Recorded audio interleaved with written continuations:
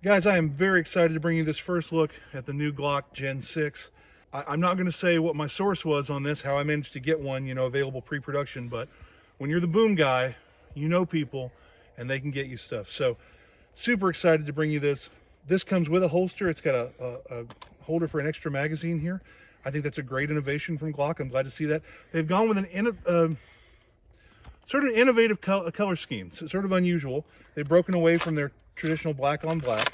This is actually like a locking retention holster, and you have to twist to get that out, which is a feature that I just love. I think that's terrific. Actually, the magazine is trying to eject itself now, so easy. People complained for a long time that Glock magazines are too hard to eject, and now they're easier than ever, so that's great.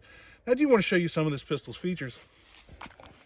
We have what appears to be an ambi mag catch. It isn't, though, because this side doesn't do anything. Now, that's a bold choice from Glock. I'm not sure why they made that choice, but the mag catch on this side does work. Our magazine ejects cleanly. It drops free. This is a drop-free mag. The early Glock mag, well, sort of.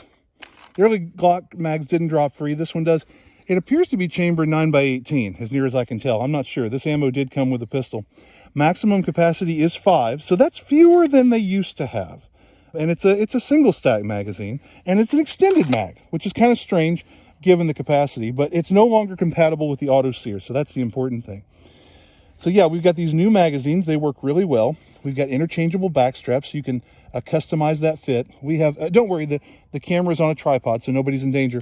We do have this weapon mounted light, which is green. Now that helps you preserve your night vision. It's not like a white light that's going to ruin your night vision, so I think that's a great innovative feature, and that's permanently attached to the pistol.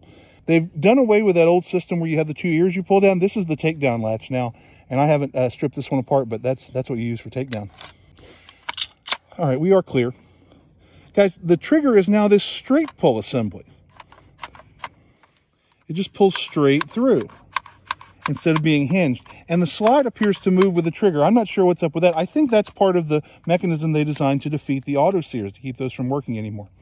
We don't actually have any sights. This thing has no sights whatsoever. Now, we do have a Picatinny rail, so we could add some sights if we wanted to. And depending on, what kind of shooter you are, you might actually want some sights on your pistol. It just depends on personal preference. A lot of people are spray and pray devotees, and I'm not going to tell them they're wrong. But yeah, it's got front and back slide serrations, of course. This, what I would call a rear sight, does appear to be adjustable with a screw, except there's no actual sight here and nothing actually moves. I think that's done mostly for cosmetics, but it is a bold choice. But yeah, ergonomically, it feels good. It's got this deep cut here and a little bit of an undercut under the trigger guard, so that you can get a higher purchase on the pistol. I really like that feature. This has got a lot of features. Now, I haven't managed to get this on the range and shoot it yet, but I'm really excited. Of course, I just have this very limited amount of ammunition, just a few rounds that came with the pistol. And I'm not even sure, there's no head stamp or anything, so I'm not sure what kind of ammo that is. But super excited to try this out, and we'll do a shooting video soon for you. Guys, until next time, keep your powder dry.